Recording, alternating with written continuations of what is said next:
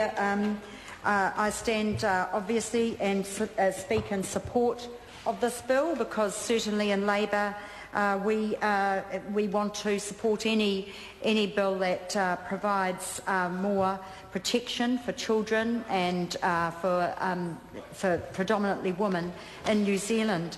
So we support it, but we support it with a little bit of sadness in that sadly this bill does not go far enough. I have said before in this House, Mr Chair, but I will say again that there is a more comprehensive bill languishing on the order paper at the moment. That bill was introduced by Annette King as the Domestic Violence Reform Bill in 2008, and it was following extensive... Can I just remind the member that's not a provision of the bill. Leave has been sought for the provisions of the bill, and you can't, and it's a very tight debate. So while you can mention it, you can't dwell on that piece of legislation because it's not part of the bill that we're debating. Lynn Pillay. Thanks, Mr Chair. Well, I'll just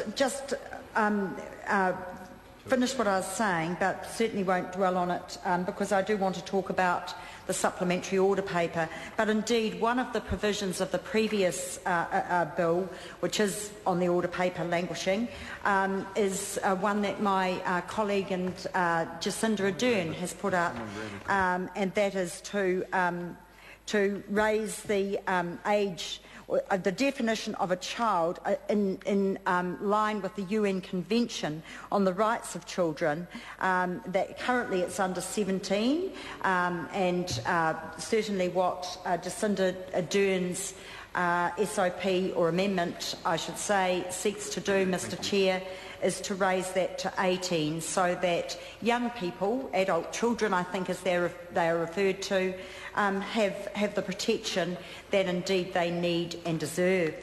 If I can now speak about the amendment I propose, Mr Chair, relating to young people being covered by a protection order when they are no longer residing at home.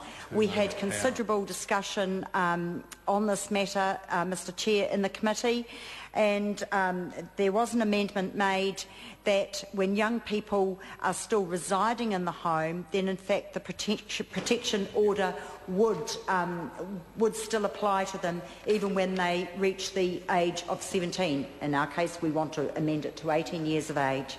Regrettably, despite I think some very eloquent points raised by us, we were not able to achieve in committee that young people were still covered by a protection order whether or not, that is, if they left the family home.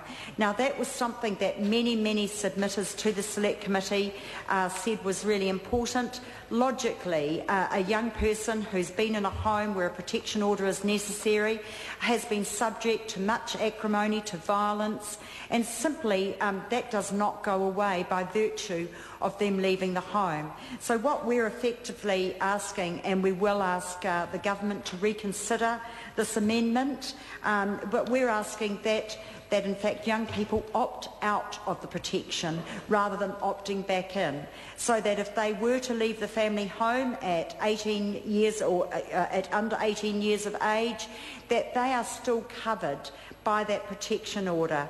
And certainly if the protection was deemed necessary when they were residing in the home, and when in fact they had their parent there with them, why would it be that that protection is not deemed necessary when they are not in the home?